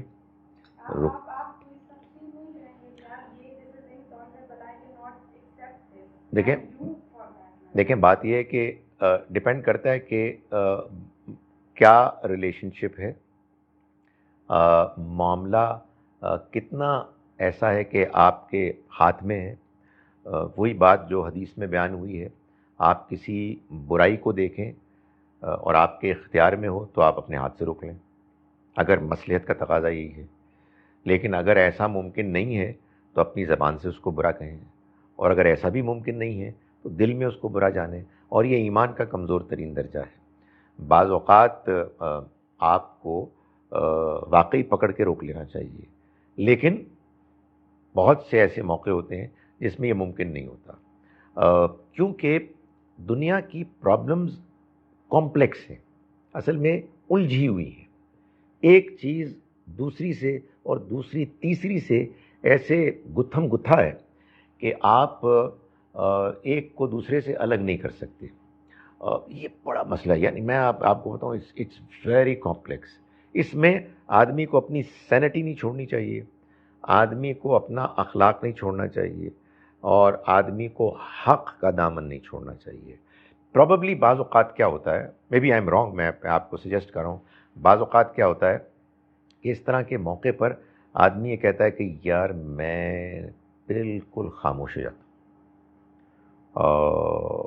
میں نے بڑا ٹرائی کیا ہے، اور یہ میں آنیسٹلی آپ کو بتا رہا ہوں، یہ پریکٹیکل بات بتا رہا ہوں، کہ یہ جو مولویانہ میں تقریریں کرتا ہوں نا، یہ دنیا کا آسان ترین کام ہے۔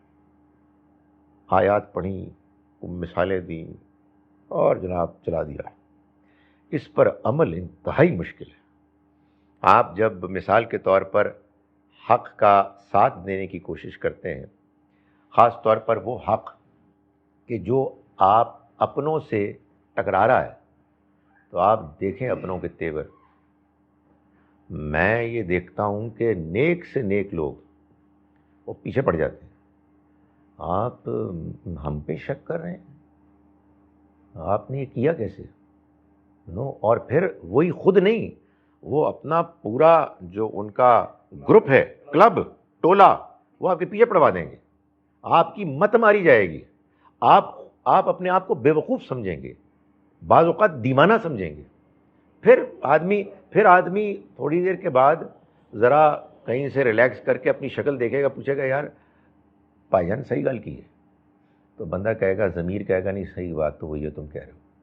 تو پھر آدمی کہے کہ آئی فیس اٹ۔ سو بدمزگی نہ ہو،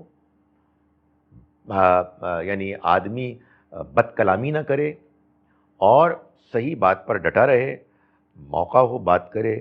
مگر میں اپنے تجربے سے بتا رہا ہوں کہ probably in many such cases the best option is to just keep mum۔ اس لیے کہ honestly میں نے یہ دیکھا ہے کہ اس طرح کے موقعوں پر کوئی ایک جملہ بولیں، ایک جملہ بھی پکڑا جائے گا، تم یہ کہہ رہے ہو، اس لیے کہ لوگ بڑے جذباتی ہوتے ہیں، اور لوگ انڈیویجولی نہیں، وہ گروپ بن جاتا ہے۔ اور اس کے بعد اچھا پھر کیا اس میں ہوتا کیا ہے؟ اس میں ہوتا ہے بعض لوگ دشمن ہیں اور بعض لوگ دوست ہیں۔ خدا تعالیٰ کے آخری بات، خدا تعالیٰ یہ کہتا ہے، 2 آیات ہیں، میں ان کا بس مختصر آپ کو مضمون بتاتا ہوں. ایک سورہ نساء میں سورہ نمبر 4 ورس 135، اور ایک اس کی اگلی جوڑا سورہ ہے سورہ مائدہ سورہ نمبر 5 ورس 8. آپ کہیں گے آپ کو یاد کیسے ہوگی؟ یہ بڑی امپورٹنٹ ہے اس لیے یاد ہوگی. پہلی آیت میں اللہ تعالیٰ یہ کہہ رہے ہیں کہ تم ایمان والو انصاف کا ساتھ دو اللہ کی گواہی دیتے ہوئے، اگرچہ کہ یہ تمہارے اپنے مفادات کے خلاف ہو، والدین کے مفادات کے خلاف ہو، یا رشتہ داروں کے مفادات کے خلاف، تمہیں انصاف سے کام لینا ہے. دوسری آیت میں اللہ تعالیٰ نے فرمایا وہی بات، وہی الفاظ، ایمان والو اللہ کی گواہی دیتے ہوئے انصاف پر قائم رہو، اگرچہ کہ اس کا فائدہ تمہارے دشمنی کو کیوں نہ ہو. تو اس لیے اس میں تو کچھ بھی نہیں ہو سکتا. لیسٹ یہ آپ کر سکتے ہیں کہ آپ خاموش ہو جائیں. جی میں یہ نہیں کہوں گا کہ آپ کی بات صحیح ہے، خاموش. اور یہ بڑا امتحان ہوتا ہے، لیکن یہی تو امتحان ہے. جی ہاں مطلب آپ کو ذلیل کر دیتے ہیں، اور بڑے بڑے نیک لوگ، اور پوری گروپ پارٹی بن جاتی ہے. اور جو سب سے بڑا جو مجھے جو ڈس اپوائنٹمنٹ ہوتی ہے وہ یہ ہے کہ وی کانٹ کمیونیکیٹ. میں اس میں ایک اور، چونکہ آپ نے موقع مجھے فراہم کر دیا، تو میں اس میں ایک اور اپنی ایک آئٹم پیش کر رہا ہوں. وہ آئٹم یہ ہے، چونکہ ظاہر ہے کہ بڑھاس نکالنی ہے میں نے بھی. وہ آئٹم یہ ہے کہ میرے اور میرے ان دوست کے درمیان اختلاف ہو گیا شدید. ٹھیک ہے، 2-4 ہفتے غصے میں گزرے، ایک دوسرے کی شکل نہیں دیکھنا چاہتے تھے. پھر اس کے بعد ہم دونوں بیٹھے. اب میں یہ کہہ رہا ہوں کہ یار خرم میری بات سنو، یہ اختلاف تو ہے، آپ کا ایک پوائنٹ آف ویو ہے، میرا ایک پوائنٹ آف ویو ہے. وہ کھانے پینے کی چیزیں رکھیں، پینے کی، ایک دوسرے کے آمنے سامنے بیٹھیں. You will talk plainly, politely, with arguments for 3 minutes. 3 minute کے بعد بند. Then I will talk for 3 minutes. Then you will talk for 3 minutes. Then I will talk for 3 minutes. میں آپ کو یہ بتاؤں کہ یہ بالکل طے شدہ بات ہے کہ یہ 3 منٹ، آدھے گھنٹے کے بعد میچ ختم ہو جائے گا. میں اصل میں ان کی بات ہی نہیں سننا چاہتا. اور میں کہتا ہوں یار یہ تو اگر میں نے اس کی بات سنی تو میں جو پچھلے 6 مہینے سے جو میں کر رہا ہوں، رویہ کر رہا ہوں، میں پاگل تھا. لوگ کیا کہیں گے؟ Honest to God. اور آرام سے بیٹھیں، کوئی کراؤڈ نہ ہو. ایک کراؤڈ بڑی پرابلم پیدا کرتا ہے. بھیا وہ کہہ گئے اوے تینوں کی ہے، اس کی بات مان رہا ہے.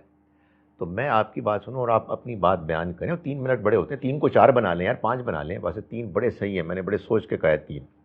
تو 3 منٹ آپ بات کریں اور ختم. پھر میں 3 منٹ بات کروں، ختم.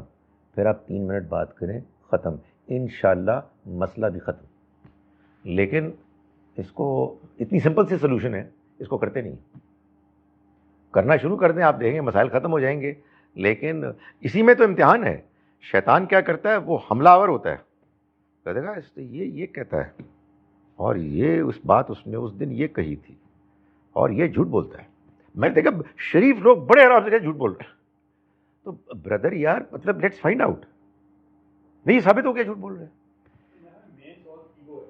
ایبسلیوٹلی ایگو ہوتی ہے، ایگو ہوتی ہے، ایگو ہوتی ہے.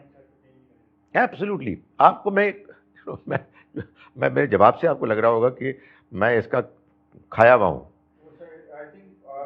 سب کے ساتھ ہی، ہاں سب کے ساتھ ہی. یعنی آنیسٹ ٹو گاڈ ایک مسئلہ تھا جس میں میرا نہ لینا تھا نہ دینا تھا. یہ بدھو آدمی، اس نے کہا نہیں یار کوئی تصفیہ کراتے ہیں. مطلب ایسی خواہ ایک بدمزگی ہو رہی ہے. تو یہ بے وقوف آدمی جس کا نام خالد ظہیر ہے، یہ آگے بڑھا، بڑی نیکی، بڑا اپنے طرف سے بڑا کوئی چیمپئن بننے کی کوشش کی. ایسی پٹائی ہوئی، ایسی پٹائی ہوئی، خدا کی قسم، دونوں طرف سے ادموا بن کے بیٹھا ہوا ہے، اور بس درس دے رہا ہے، لیکچر دے رہا ہے. تو یہ مسئلے ہوتے ہیں. بہت بڑا مسئلہ ہے جی، بہت مسئلہ ہے.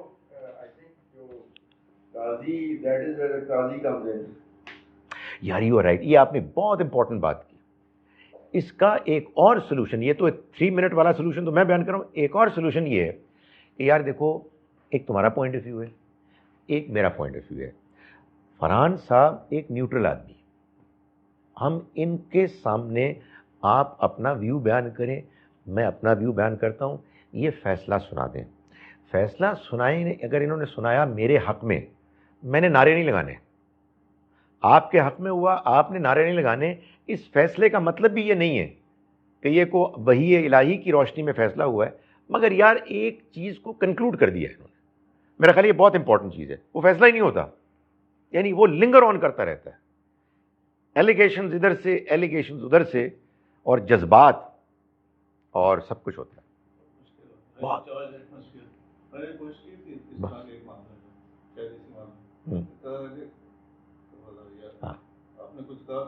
ختم ختم اور یہی ہوتا ہے, ختم ہو جاتی ہے.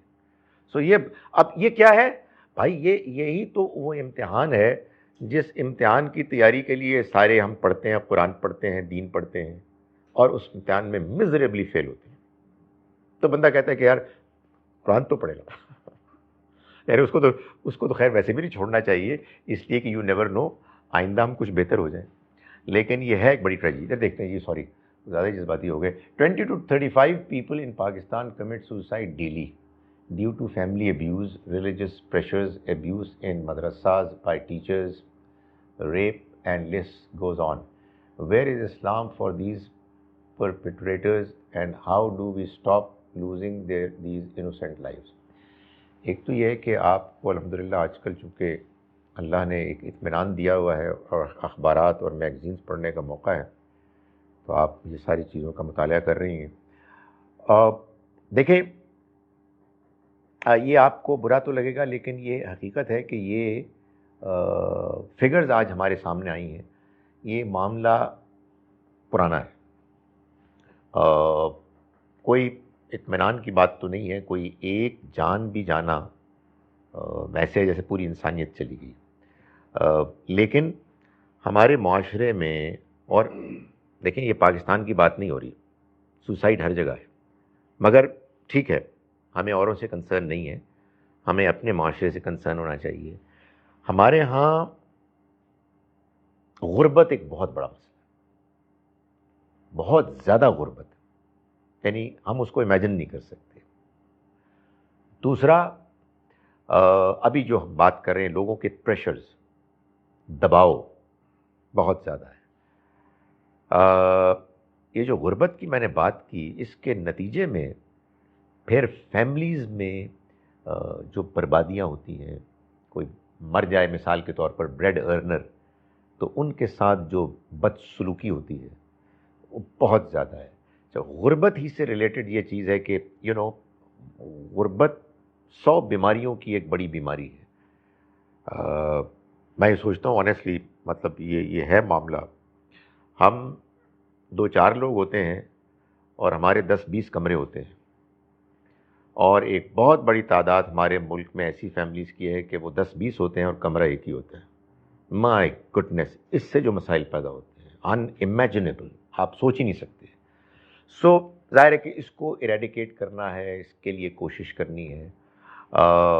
پھر یہ بھی ہوتا ہے کہ چونکہ ہمارے ہاں فیصلے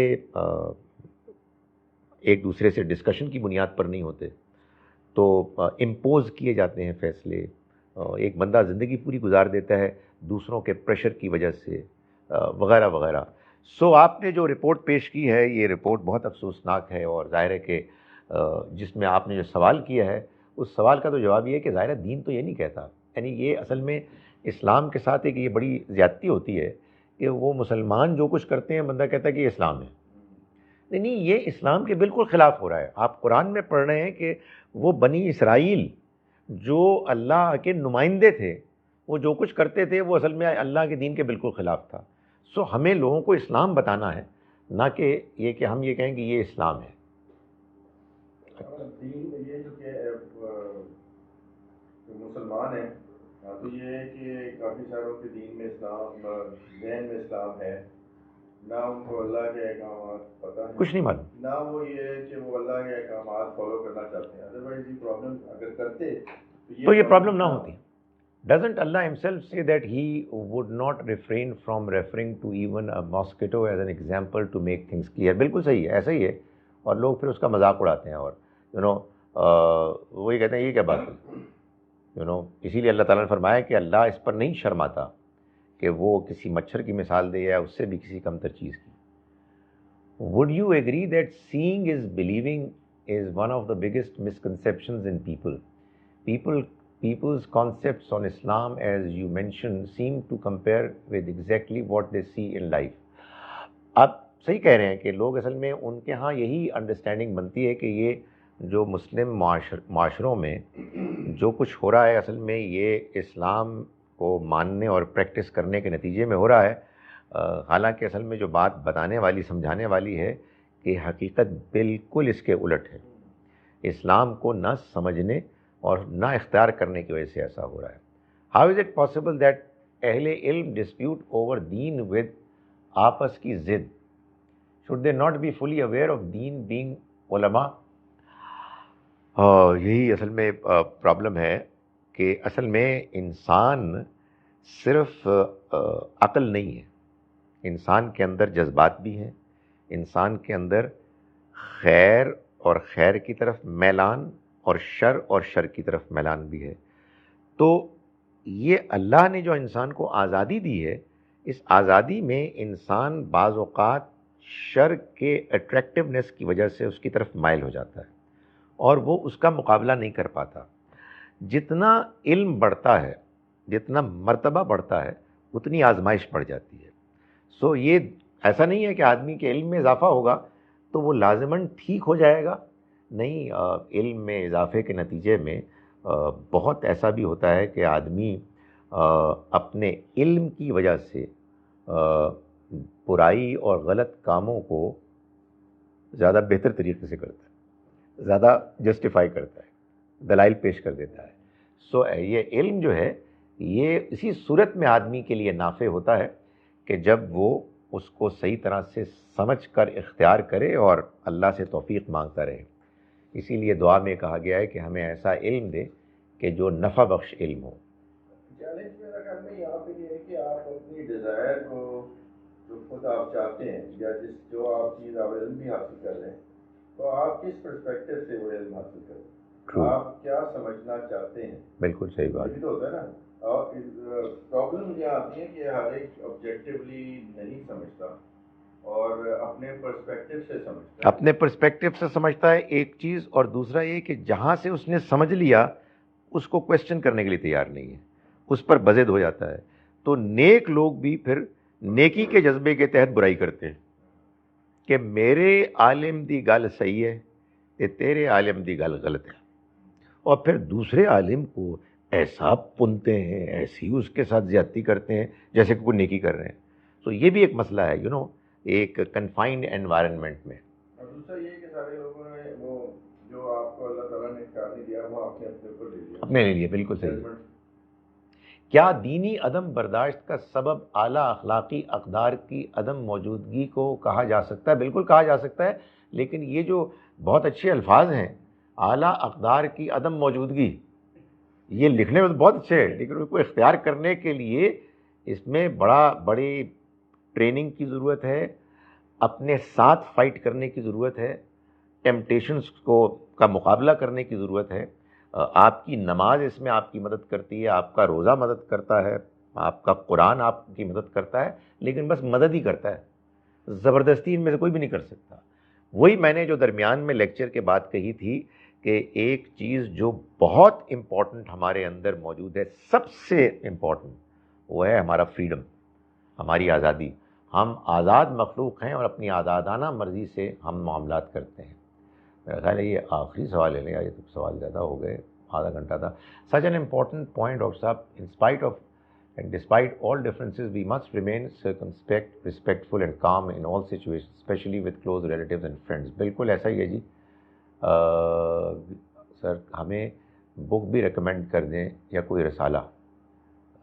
یار میں رائٹ چلیں گے. سبحانک اللہم نشہد ان لا الہ الا انت نستغفرک ونتوب